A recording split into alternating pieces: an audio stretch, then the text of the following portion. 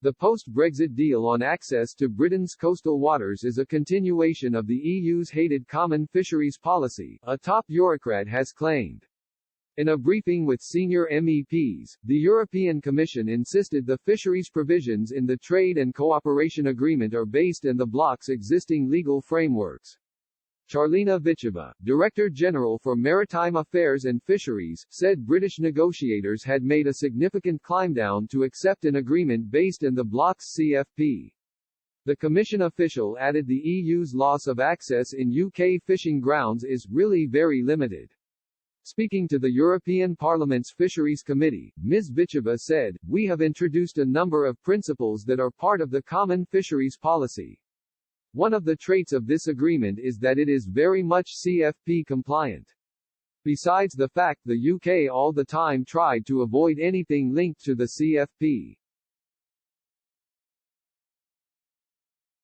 I have to say that in substance and in terms of principles and objectives and how we will manage and conserve the resources, we are very much into the meaning and objectives of the CFP.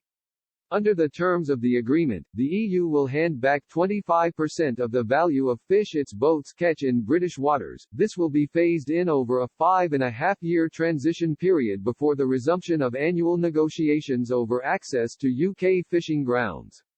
Ms. Vicheva claimed the final agreement was a good deal for EU fishermen because British negotiators were previously making excessive demands in taking almost all the fish.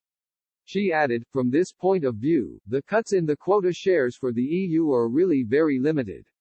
It is something around a quarter of what we used to fish in the British exclusive economic zone." Ms. Vicheva was keen to point out that Michel Barnier, the EU's Brexit chief, had secured access to traditional fishing grounds for the bloc's industry. She insisted this included access to Britain's 6 to 12-mile exclusive coastal zone, which Number 10 had previously refused to include in the Brexit Pact. In a bid to ease concerns from MEPs that EU vessels face being locked out of UK waters in the future, Ms. Vicheva insisted the bloc had the necessary tools to maintain access.